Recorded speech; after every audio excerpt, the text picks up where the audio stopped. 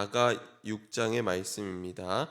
아가서 6장의 말씀을 드라마 성경으로 읽겠습니다. 제 6장.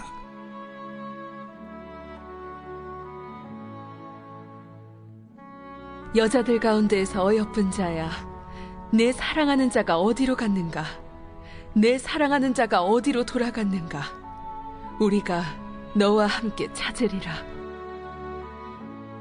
내 사랑하는 자가 자기 동산으로 내려가 향기로운 꽃밭에 이르러서 동산 가운데에서 양떼를 먹이며 백합화를 꺾는구나.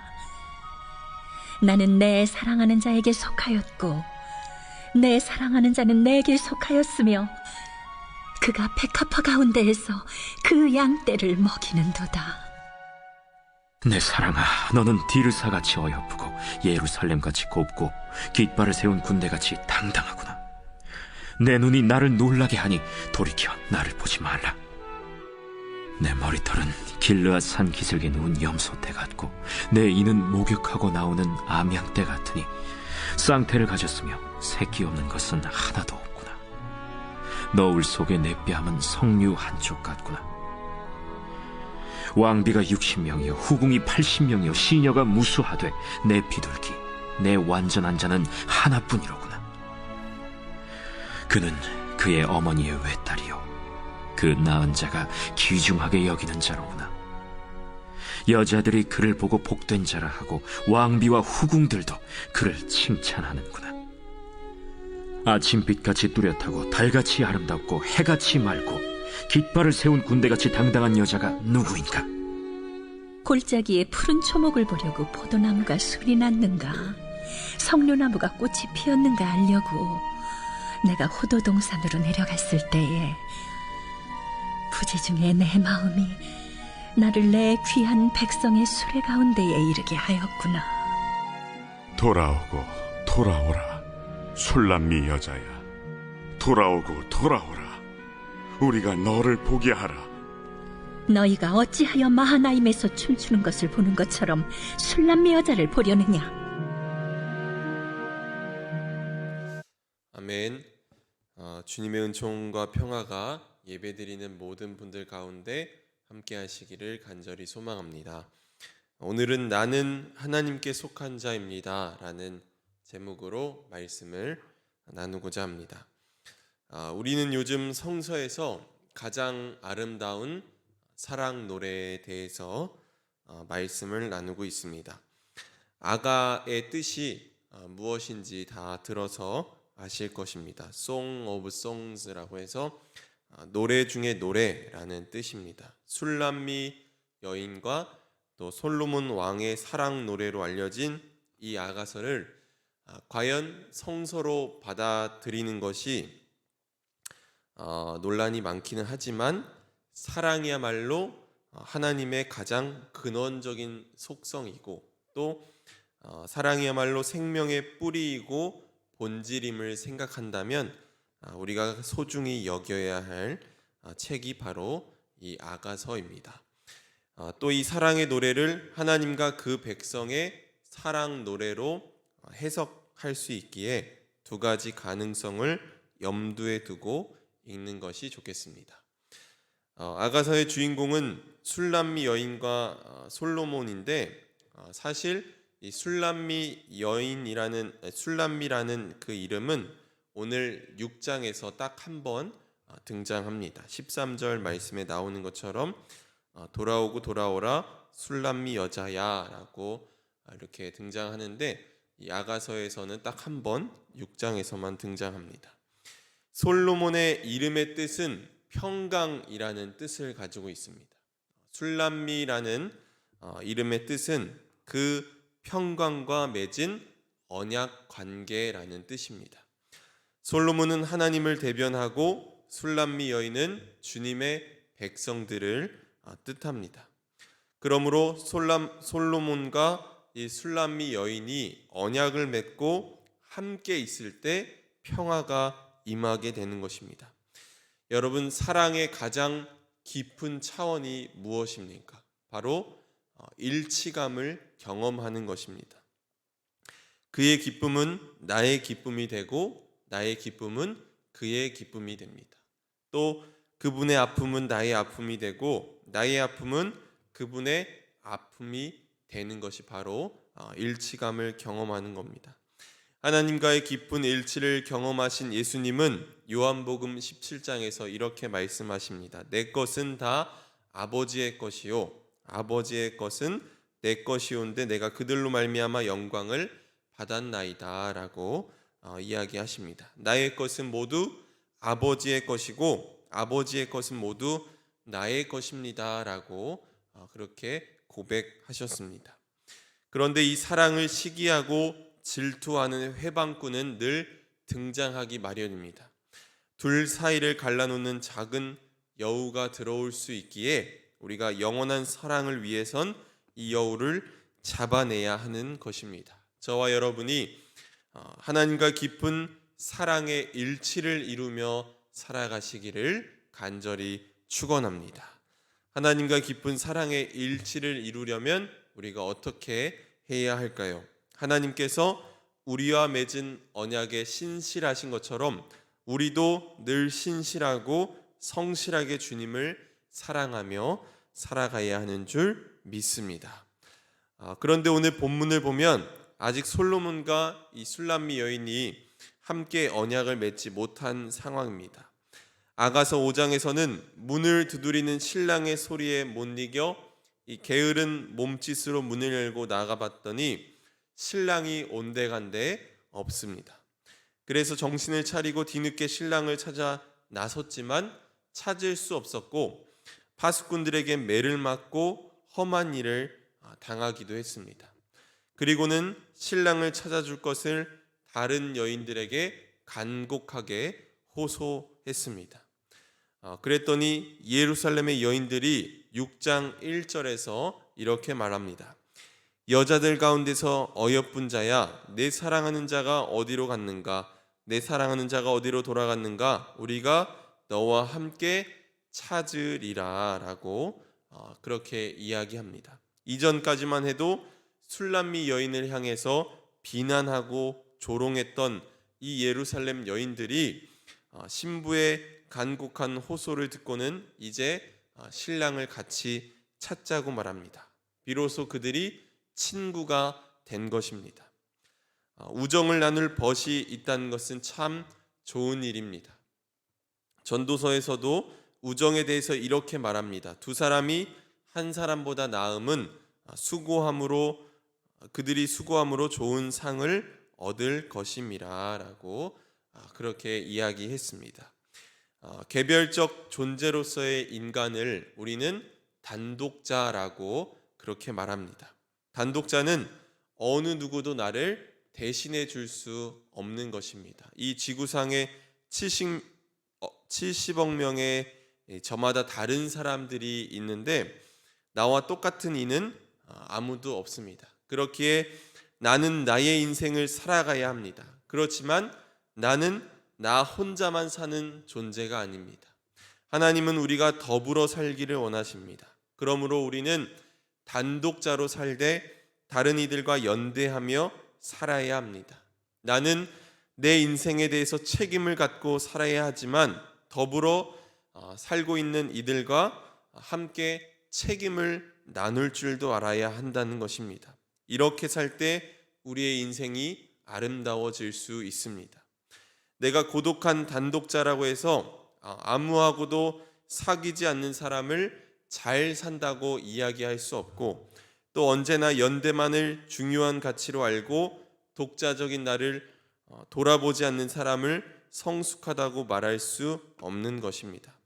그러므로 저와 여러분이 이런 이중적 과제 앞에서 더 나은 존재가 되기를 간절히 소망합니다. 그런데 2절에 와서 분위기가 갑자기 바뀌었습니다.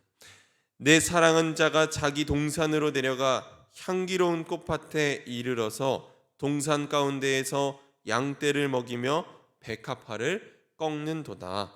또 3절 나는 내 사랑하는 자에게 속하였고 내 사랑하는 자는 내게 속하였으며 그가 백합화 가운데에서 그 양떼를 먹이는도다 라고 그렇게 이야기합니다. 1절에서는 신랑을 못 찾아서 예루살렘 여인들이 함께 찾아주겠다고 말하고 그들과 함께 신랑을 찾아 나섰는데 2절, 3절 말씀을 보니까 신랑을 동산에서 찾았습니다.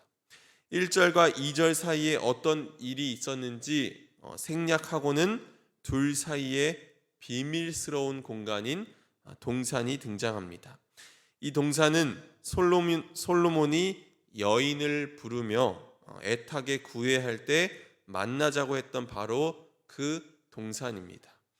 그런데 2절, 3절에 보면 이런 표현이 있습니다. 내 사랑하는 자라는 그런 표현이 있는데 이전의 말씀을 보면 내 사랑하는 자 또는 어여쁜 자라는 표현들이 계속해서 등장함을 우리가 알 수 있습니다. 이것은 신랑이 이 사랑하는 신부를 향해서 사용했던 그들만의 사랑의 비밀 언어였습니다. 그런데 지금 6장 2절 3절에 이 비밀 언어가 다시 표현되고 있습니다. 이것은 결국 예전의 그 사랑의 모습으로 온전히 회복된 상태를 말하는 것입니다. 그 사랑이 어떻게 회복되었는지 우리는 알 수 없습니다. 그것은 사랑의 주권자이신 주님만이 아시는 것입니다. 주님께서 우리를 사랑하시고 우리를 구원하셨는데 어떻게 우리가 그 사랑을 받을 수 있는 존재인지는 아무도 모릅니다. 그것은 주님만이 알고 계시는 것입니다. 나같이 죄 많고 부족한 사람을 주님의 자녀로 불러주셨는데 그것은 그분만이 하실 수 있는 일이라는 것입니다. 그런데 여기에 놀라운 고백이 있습니다. 이전까지 이 신부가 고백하던 방식과 다른 방식으로 고백을 한 것을 볼 수 있습니다. 아가서 2장 16절 말씀을 보면 내 사랑하는 자는 내게 속하였고 나는 그에게 속하였도다. 그가 백합화 가운데서 양떼를 먹이는구나 라고 했는데 오늘 본문 6장 3절 말씀을 우리 다시 한번 읽어보도록 하겠습니다. 6장 우리 3절 말씀 다시 읽습니다. 시작. 나는 내 사랑하는 자에게 속하였고 내 사랑하는 자는 내게 속하였으며 라고 그렇게 고백하고 있습니다. 뭐가 바뀌었습니까? 순서가 바뀌었습니다.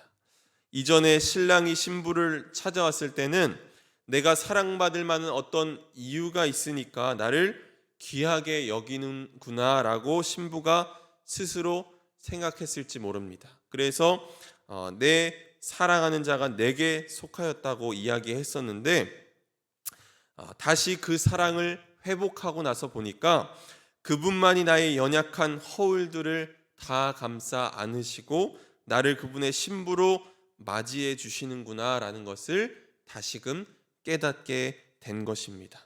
우리가 앞서 찬송했던 찬송가 90장 주 예수 내가 알기 전, 이 찬송의 처음 가사가 무엇입니까? 주 예수 내가 알기 전 날 먼저 사랑했네. 바로 이 고백입니다.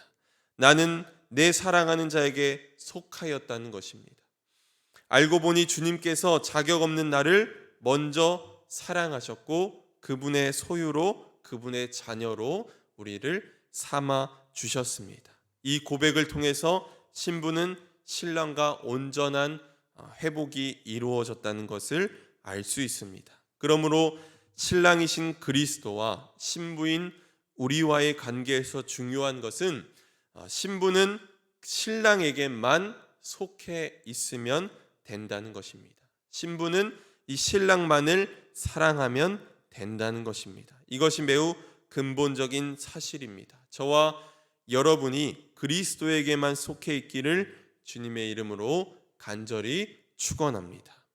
신부가 신랑에게만 속해 있게 되자 사람들로부터 여러 칭찬들이 쏟아집니다. 먼저 왕이 이 여인을 칭찬합니다. 4절 말씀을 보면 내 사랑아 너는 디르사같이 어여쁘고 예루살렘같이 곱고 깃발을 세운 군대같이 당당하구나 라고 이야기했습니다. 디르사는 북이스라엘 여로보암 왕이 머물고 거주했던 아주 유명한 도시입니다. 이곳은 계획 도시 같은 곳이어서 아주 잘 정돈되어 있고 매우 아름다운 도시입니다.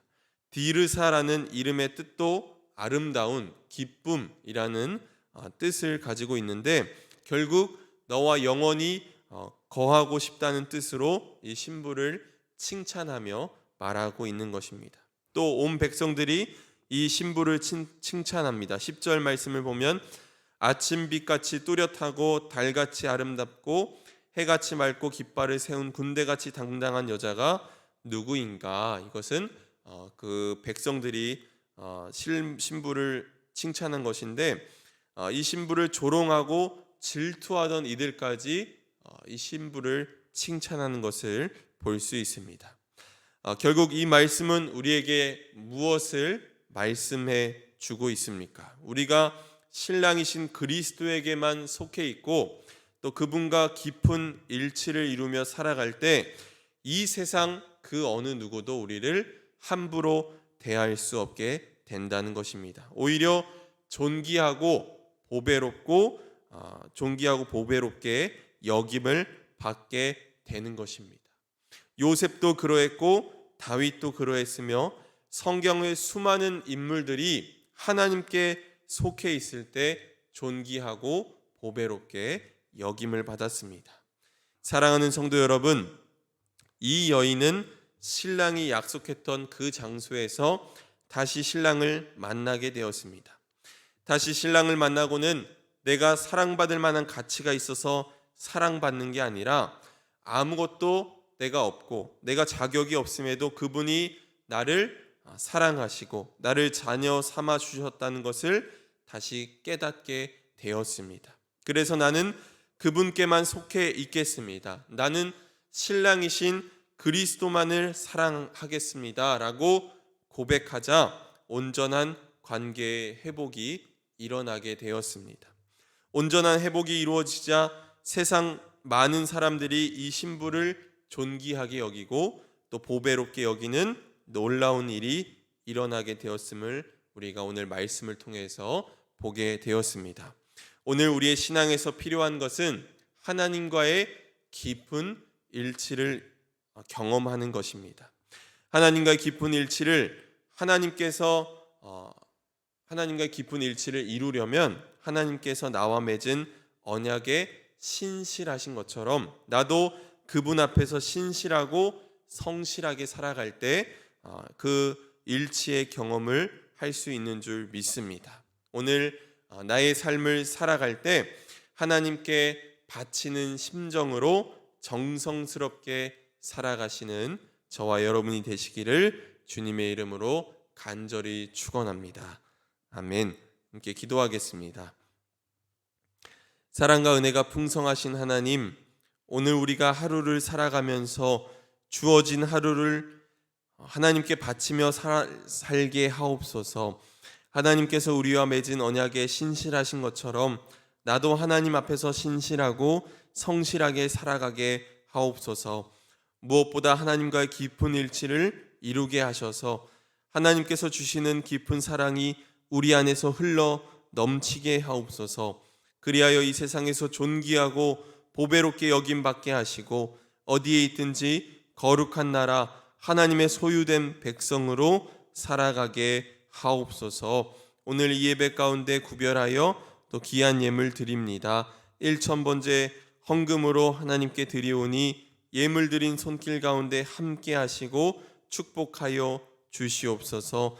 예물 드리며 기도 제목도 함께 올려드리오니 하나님의 때와 하나님의 방법으로 응답하시고 역사하여 주시옵소서.